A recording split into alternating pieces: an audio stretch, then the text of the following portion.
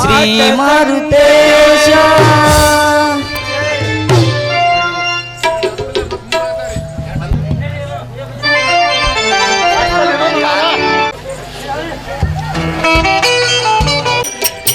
ಗಂಗಾ, ನಾನು ಎತ್ತುಗಳನ್ನು ಕಟ್ಟಿ ಹುಲ್ಲನ್ನು ಹಾಕಿ ಬರ್ತೀನಿ, ನೀನು ಪೂಜೆ ಮಾಡು. ಆಗ್ಲಿ ಸ್ವಾಮಿ.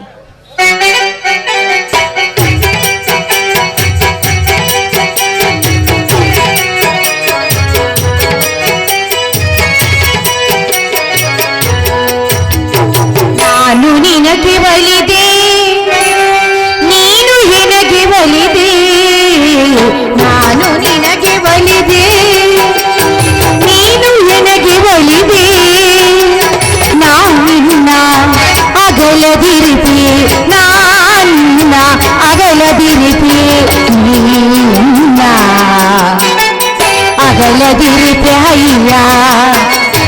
ನಾನು ನಿನಗೆ ಒಲಿದೆ, ನೀನು ನಿನಗೆ ಒಲಿದೆ, ನಾನು ನಿನಗೆ ಒಲಿದೆ, ನೀನು ನನಗೆ ಒಲಿದೆ.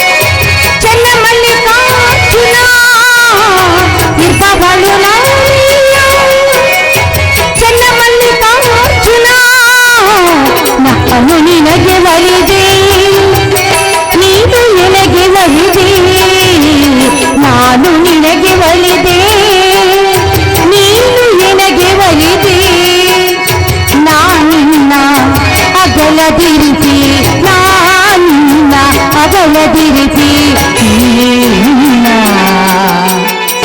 ಅಗಲದಿರಿತಿ ಅಯ್ಯ. ನಾನು ನಿನಗೆ ಒಲಿದೆ, ನೀನು ನನಗೆ ಒಲಿದೆ, ನಾನು ನಿನಗೆ ಒಲಿದೆ, ನೀನು ನನಗೆ ಒಲಿದೆ.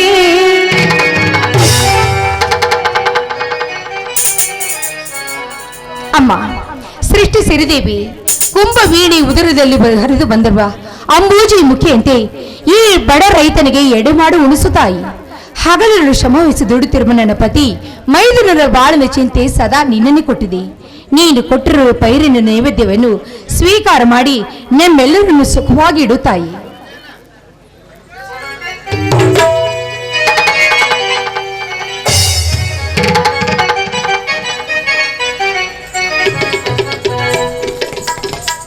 ಗಂಗಾ, ಭೂಮಿ ತಾಯಿ ಕೊಟ್ಟ ಸಿಹಿ ಹಬ್ಬದ ಅಮೃತವನ್ನು ಭೂಮಿ ತಾಯಿಗೆ ಸಿಂಪಡಿಸಿ ಸಂತುಷ್ಟಾದೆಯಾ? ಹೌದು ಸ್ವಾಮಿ, ಸೀಗೆ ಹುಣ್ಣಿಮೆ ಹಬ್ಬದ ಈ ಸಿಹಿ ಹೋಳಿಗೆಯನ್ನು ಈ ಭೂತಾಯಿಗಲ್ಲದೆ ಮತ್ತಾರು ಗುಣಪಡಿಸಬೇಕು. ಮೊದಲು ಈ ತಾಯಿ ಶಾಂತವಾಗಬೇಕು, ಆಮೇಲೆ ಅವರ ಮಕ್ಕಳಾಗಿರುವ ನಾವು ಶಾಂತರಾಗಬೇಕು. ಇಂಥ ಭೂತಾಯಿ ಸೇವೆ ಮಾಡುತ್ತಿರುವ ನಾವೇ ಭಾಗ್ಯವಂತರು. ಮೊದಲು ದೇವರಿಗೆ ನಮಸ್ಕಾರ ಮಾಡಿ ಪ್ರಸಾದ ಸ್ವೀಕಾರ ಮಾಡುವರಂತೆ.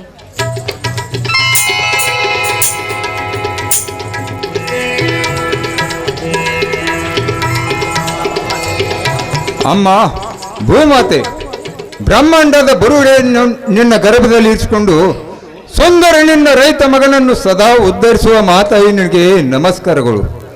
ಒಪ್ಪತ್ತಿಗೆ 20 ಅಣಿ ರೈತನ ಬೆವರು ಕುಡಿದು ಹರಿದವರುಗಳು ನೀಡಿದಷ್ಟು ಬೇಡದೆ ಫಲ ಕೊಟ್ಟು ದೊಡ್ಡ ರೈತನಿಗೆ ಮಾಡಿ ಈ ಜಗತ್ತಿನ ಅನ್ನದಾತ ರೈತನ ಒಬ್ಬನೇ ಎಂದು ಕೂಡ ಘೋಷಿಸಿ ಹೊರಡಿಸಿದೆ. ಆದರೆ ಇಂದಲ್ಲಿ ಈ ರೈತನಿಗೆ ಸ್ವಾತಂತ್ರ್ಯ, ಕಟುಕ ವ್ಯಾಪಾರಿ ಅಧಿಕಾರಸ್ಥರ ಕೈಯಲ್ಲಿ ಸಿಕ್ಕುವುದಾಡುತ್ತದೆ ರೈತನ ಕತ್ತು. ಅದಕ್ಕಾಗಿ ನಿನ್ನ ಪಾದಕಮಲಗಳಿಗೆ ಬೇಡುವೆ, ಈ ರೈತನ ಉದ್ಧರಿಸುತ್ತಾಯಿ, ಉದ್ಧರಿಸು. ನಂಬಿದವರನ್ನು ಯಾವಾಗಲೂ ಕೈ ಬಿಡುವಳಲ್ಲ ಸ್ವಾಮಿ ಈ ತಾಯಿ. ಬಡವ ಶ್ರೀಮಂತರೆಂಬ ಭೇದ ಭಾವವಿಲ್ಲದೆ ಭಕ್ತಿ ಮಾರ್ಗದಲ್ಲಿ ನಡೆದರೆ ಮುಕ್ತಿ ತಾನಾಗಿ ಸಿಗುತ್ತಿದೆ. ಈ ಮಣ್ಣು ಮುಟ್ಟಿದರೆ ಚಿನ್ನವಾಗುವುದರಲ್ಲಿ ಸಂದೇಹವಿಲ್ಲ ನಮ್ಮ ಬಾಳು. ನಿಜ ಗಂಗಾ, ನಸುಕಿನಲ್ಲಿ ಎತ್ತು ಎಮ್ಮೆಗಳನ್ನು ಬಿಟ್ಟು ಕಸವನ್ನು ನೆತ್ತಿ ಮೇಲೆ ಹೊತ್ತು ತಿಪ್ಪಿಗೆ ಹಾಕುವೇನೆ ಜಗಕ್ಕೆ ಅನ್ನದಾತ. ಆದರೆ ಚಿನ್ನದ ಬಳೆ ತೊಟ್ಟು ಹಣ್ಣಿನ ಮನೆ ಕಟ್ಟು ಎಂಬ ಮುಗಿಲೆ ರಥ ತುಂಬಿ ನಿಂತಿರುವ ಫಲದ ಜಲವನ್ನು ಕಿತ್ತು ಬಿಸಾಡ್ತಾರಲ್ಲ ಈಗಿನ ವ್ಯಾಪಾರಸ್ಥರು. ಶ್ರೀಮಂತರ ಅಲ್ಲದ ಮನೆ ಅಡಚಣೆಗಾಗಿ ಈ ಹಿಂದೆ ಮಾರಿದ 100 ಚೀಲ ಸೂರ್ಯಪಾನದ ಮಾಲೆಲ್ಲ ಬರ್ತಿ ಆಡ್ತಿ ಅಂಗಡಿಯವರ ಪಾಲಾಗಿ ಹೋಯಿತು. ಅಂದಾಗ ಎಷ್ಟು ಬೆಳೆ ತುಂಬಿ ನಿಂತರೂ ಕೈಯಲ್ಲಿ ಒಂದು ಕಾಸು ಕೂಡ ಇಲ್ಲ ಈ ರೈತನಿಗೆ.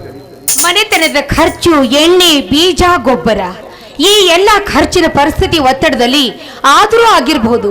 ಈ ಸಲವಾದರೂ ಮಾಲಿನಲ್ಲಿ ಚೆನ್ನಾಗಿ ಹಣ ಗಳಿಸಬೇಕು ಸ್ವಾಮಿ. ನಾವು ಮಣ್ಣಿನಲ್ಲಿ ಹುಟ್ಟಿ ಮಣ್ಣಿಗಾಗಿ ದುಡಿಯುವ ಈ ಶರೀರ ಮಣ್ಣಿನಲ್ಲಿ ಚಿನ್ನವಾಗಬೇಕು ಗಂಗಾ. ಅದರಂತೆ ನಮ್ಮ ಕರ್ತವ್ಯ ನಾವು ಮಾಡಲೇಬೇಕಾಗುತ್ತದೆ. ದುಡಿತವೆ ದುಡ್ಡಿನ ತಾಯಿ. ಈ ಸಲ ತುಂಬಿ ನಿಂತಿರುವ ಬೆಳೆ ರೈತನ ಕೊಳೆ ತೊಳೆಯುವುದರಲ್ಲಿ ಸಂದೇಹವೇ ಇಲ್ಲ ಗಂಗಾ. ಇರ್ಲಿ, ಇದರಲ್ಲಿ ನನ್ನ ತಮ್ಮನ ಮದುವೆ ಕಾರ್ಯ ಮುಗಿಸಿಬಿಡೋಣ. ತಂದೆ ತಾಯಿ ಇಲ್ಲದ ಮೈದನ ಜವಾಬ್ದಾರಿ ನಮಗಿದೆ ಎಂದ ಮೇಲೆ ನಾವು ಅದನ್ನು ಮಾಡಲೇಬೇಕು. 25 ವಯಸ್ಸಿನಲ್ಲಿ ಕಾಲಿಡುತ್ತಿರುವ ನನ್ನ ಮೈದನ ಕುಸ್ತಿ ಪಟ್ಟು. ಅವನನ್ನು ಹಾಗೆ ಬಿಟ್ಟಿದ್ದಾದ್ರೆ ಕುಸ್ತಿ, ಕಬಡ್ಡಿ ಅಂತ ಊರುತ್ತಿರ್ತಾನೆ. ಬರ್ಲಿ ಅವನಿಗೆ ಸರಿಯಾದ ಪಾಠ ಕಲಿಸಿದರಾಯ್ತು. ಇವತ್ತು ಅಣ್ಣ ಅತ್ತಿಗೆ ಶಕ್ತಿ ಈಗ ಹೌದಣ್ಣ, ಈಗಲೇ ಬಂದೆ. ಏನಪ್ಪಾ ಮೈದನ, ಇದನ್ನ ಆಟ ಒಂದು ವಾರದಿಂದ ಕುಸ್ತಿ, ಕಬಡ್ಡಿ ಅಂತ ಊರವ್ರು ತಿರ್ತಾ ಇದೆಯಲ್ಲ, ಯಾಕೋ? ಕೇಳೋರು ಯಾರು ಇಲ್ವೇ ನಿನ್ ಮನೇಲಿ? ಅಂತ ತಪ್ಪದಾರಿ ಹಿಡಿಯೋನಲ್ಲ ಅತ್ತಿಗೆ ಈ ನಿನ್ನ ಮೈದನ. 1 ವಾರ ಮನೆ ಮರೆತು ತಿರುಗಿದ್ರು ಅಣ್ಣ ಅತ್ತಿಗೆರ ಹೆಸರನ್ನು ಅಚ್ಚಲಿಯದೆ ಉಳಿಸಲಿಕ್ಕೆ ಹೋಗಿದೆ ಗೊತ್ತೇನಮ್ಮ. ಅಣ್ಣ ಅತ್ತಿಗೆರು ತುತ್ತು ಮಾಡಿ ಉಣಿಸಿದ ಇಂದು ಭಾಗ್ಯ ಎಂದು ಸ್ವಾರ್ಥಕವಾಗಿ ರಾಜ್ಯ ಮಟ್ಟದ ಕುಸ್ತಿ ಸ್ಪರ್ಧೆಯಲ್ಲಿ ಕನಕಣಿ ಶೆಡ್ಡು ಬಾರಿಸಿ ಕಡೆಕಿತ್ತ ತಂದನ ನೋಡಿಲಿ. ಬಹಳ ಸಂತೋಷವಾಯಿತು ತಮ್ಮ, ನಿನಗೆ ಅಣ್ಣ ಅನಿಸ್ಕೊಂಡ ನನ್ನ ಜನ್ಮ. ಹುಲಿ ಹೊಟ್ಟೆಯಲ್ಲಿ ಹುಲಿ ಹುಟ್ಟುತ್ತಿದ್ ವಿನಃ ಇಲಿ ಯಾವ ಕಾಲಗೂ ಹುಟ್ಟುವುದಿಲ್ಲಪ್ಪ. ಕಲಿಯುಗದ ಕರ್ಣ, ಕರಾಟೆ ವೀರ, ಜಗದ ಗಂಡ ರೈತನ ಎನ್ನಿಸ್ಕೊಂಡ್ರೆ ನಿನ್ನ ತಂದೆ ಕೀರ್ತಿನಿ ನೀನು ಉಳಿಸ್ಕೊಂಡಿದ್ಯಾ ಶಕ್ತಿ. ಆದ್ರೆ ನನ್ನದೊಂದು ಮಾತು, ಸತ್ಯಕ್ಕೆ, ನ್ಯಾಯಕ್ಕೆ, ಧರ್ಮಕ್ಕೆ ತಲೆ ತಗ್ಗಿಸಬೇಕೇ ವಿನಃ ಸ್ವಾರ್ಥಕ್ಕೆ, ಸಂಪತ್ತಿಗೆ ನೀನು ಯಾವಾಗಲೂ ತಲೆ ತಗ್ಗಿಸ್ಬೇಡಪ್ಪ. ಅಷ್ಟೇ ಅಲ್ಲ ತಮ್ಮ, ಭೂತಾಯಿ ಒಡಿಲಿಗೆ ಜನಿಸಿ ಗಂಡ ಅನಿಸ್ಕೊಂಡಿರೋ ನಾವು ನ್ಯಾಯಕ್ಕಾಗಿ ರಕ್ತ ಹರಿಸೋಣ. ಭೂತಾಯಿ ಸೇವೆಗಾಗಿ ದೇಹ ಬೆಳಲಿ. ಭಾರತದಲ್ಲಿ ಕನ್ನಡ ನಾರಿಯರ ಮಾನ ರಕ್ಷಣೆಗಾಗಿ ಪ್ರಾಣ ಹೋಗಲಿ. ಆದರೂ ಸತ್ಯವನ್ನು ಎಂದಕ್ಕೂ ಕೈ ಬಿಡಬೇಡ. ಬೇರೆ ಹೆಣ್ಣನ್ನು ಕಣ್ಣೆತ್ತಿ ನೋಡಬೇಡ. ನಾಡ ರಕ್ಷಣೆಗಾಗಿ ಭೂತಾಯಿ ಮಗನಾಗಿ ದುಡಿಯುವುದು ಮಾತ್ರ ಮರೆಯಬೇಡ. ಸತ್ಯವಾಗಿ ನಿಮ್ಮ ಮಾತನ್ನು ಚಾಚು ಪದೇ ಪಾಲಿಸಿದ್ದೇನೆ ಅಣ್ಣ. ಶ್ರೀಮಂತ ವ್ಯಾಪಾರಿಗೆ ಸಿಹಿಯ ಸ್ವಪ್ನವಾಗಿ ನ್ಯಾಯದ ತಲೆ ಮೇಲೆ ಕಲ್ಲಿಟ್ಟು ಮಹಿಳೆಯವರು ರೌಡಿಯವರು ಎದೆ ತಟ್ಟಿ ನಿಂತು ಸತ್ಯದ ಸರಿ ಮಾರ್ಗವನ್ನು ನನ್ನೆದೆಗೆ ಅಂಟಿಸಿಕೊಂಡು ಈ ನಾಡನ್ನು ಉಳಿಸುವ ಭೂತಾಯಿಗಾಗಿ ದುಡಿಯುವೆ, ಭೂತಾಯಿ ಮಗನಾಗಿ ನಡೆಯುವೆ. ಅಂದಾಗ ರೈತನಾಗಿ ಹುಟ್ಟಿದಕ್ಕೂ ಸಾರ್ಥಕವಾಗುತ್ತದೆ ಸಹೋದರ. ಜಗತ್ತಿಗೆ ಅನ್ನ ಹಾಕುವ ಅನ್ನದಾತನೇ ಆಗಬೇಕು ವಿನಃ ಒಬ್ಬರ ಜಬರ್ದಸ್ತ ಮಾಡಿ ದಬಾಯಿಸುವ ಅಧಿಕಾರಸ್ಥನಾಗಬಾರ್ದು. ಇನ್ನೊಬ್ಬರ ಕಾಲ ಕೆಳಗೆ ನಿಂತು ಕೈ ಬೇಡಿ ಸಂಬಳ ತಗೊಳ್ಳದೆ 10 ಜನರಿಗೆ ಬೆತ್ತಿ ಬೆಳೆದ ತುತ್ತಾಕುವ ಎತ್ತಿನಿಂದಲೇ ಬಿತ್ತಿ ಬೆಳೆದ ಎತ್ತಡಿ ಮೆರೆಯುವ ರೈತನಾಗಬೇಕು. ನಿಜ ತಾನೆ? ನಿಜ ಅಣ್ಣ. ಇನ್ನಾದರೂ ನಂಬಿ ತಿಳಿದುಕೋ ಈ ಮಣ್ಣಿನ ಮರಮಣ್ಣು. ಗಂಗಾ, ತಮ್ಮ ಹಸಿರು ಆಮೇಲೆ ಮಾಡೋದಂತೆ, ಫಸ್ಟ್ ಒಂದು ಹಾಡು ಹೇಳೋಣ.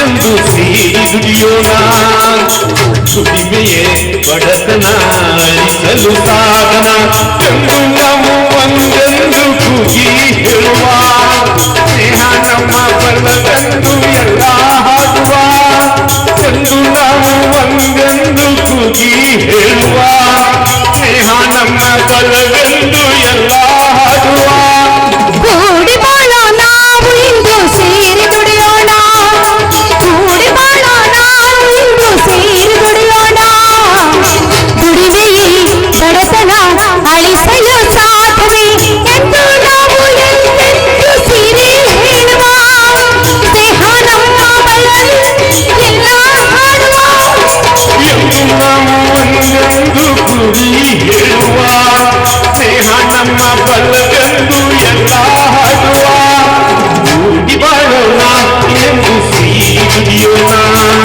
ಕೂಡಿ ಬಾಳೋಣ ಎಂದು ಸೇರಿ ದುಡಿಯೋಣ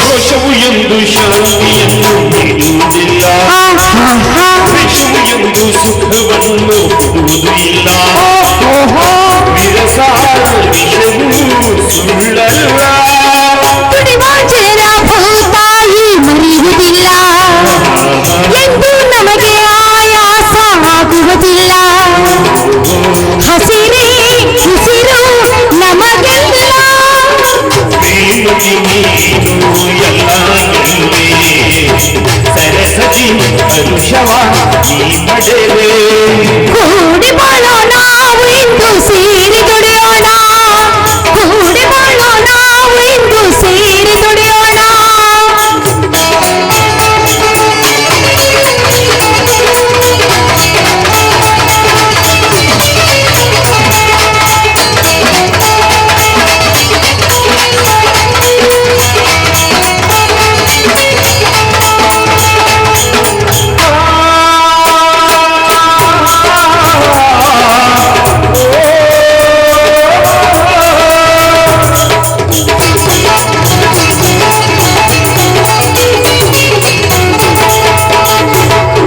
ನಿಲುವ ನಂಬಿ ಬಾರೋಳು ನಾವುಗಳೆಲ್ಲ ನಿಲುವ ನಂಬಿ ಬದುಕೋರು ಇಲ್ಲಿ ಎಲ್ಲ ಮಣ್ಣೆ ಹೊನ್ನು ನಮಗೆಲ್ಲ ನಗುತ್ತಾ ಸೇರಿ ದುಡಿಯುವಾಗ ಬೇಸರವಿಲ್ಲ ಎಂದು ನಮಗೆ ಆಯಾಸ ತೋರುವುದಿಲ್ಲ ಮೇಲು ಕೀಳು ಇಲ್ಲಿಲ್ಲ ದುಡಿಮೆಗೆ ಫಲವ ಕಂಡೇ ಕಾಣುವೆ ಬೆವರಿಗೆ ಬೆಳೆಯಲು ನೀ ಪಡೆವೆ ಕೂಡಿ ಬಾಳೋ ನಾವು ಇಂದು ಸೇರಿ ದುಡಿಯೋಣ ಕೂಡಿ ಬಾಳೋ ನಾವು ಇಂದು ಸೇರಿ ದುಡಿಯೋಣ ದುಡಿಮೆಯೇ ಬಡತನ ಅಳಿಸಲು ಸಾಧನ ಎಂದು ನಾವು ಒಂದೆಂದು ಕೂಗಿ ಹೇಳುವ ಸ್ನೇಹ ನಮ್ಮ ಬಲವೆಂದು ಎಲ್ಲ ಹಾಡುವ ಎಂದು ನಾವು ಒಂದೆಂದು ಕೂಗಿ ಹೇಳುವ ಸ್ನೇಹ ನಮ್ಮ ಬಲವೆಂದು ಎಲ್ಲ ಹಾಡುವ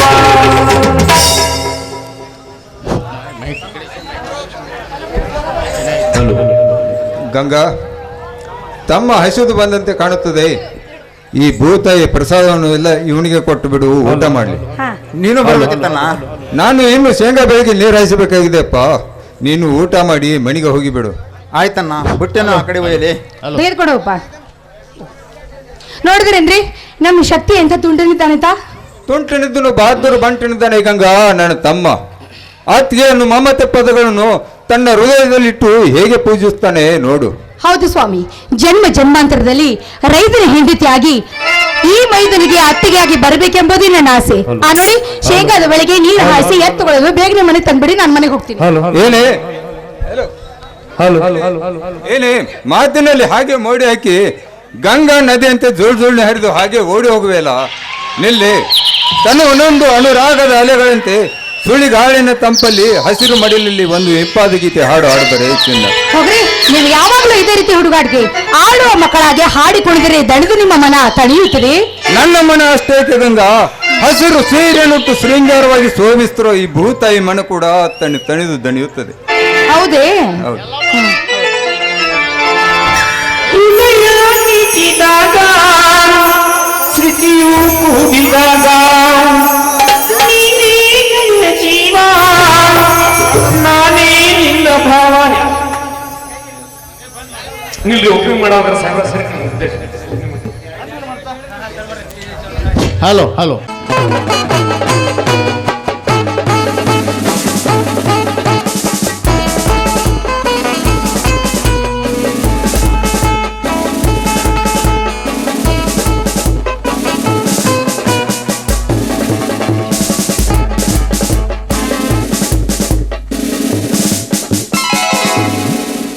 या ठिकाणी अतिशय एका उच्च श्रेणीमध्ये या ठिकाणी साहेबांचा सत्कार झालेला आहे. मी विनंती करतो कमिटीला की आपण पुष्प देऊन सर्व या ठिकाणी अधिकाऱ्यांचं स्वागत करावं.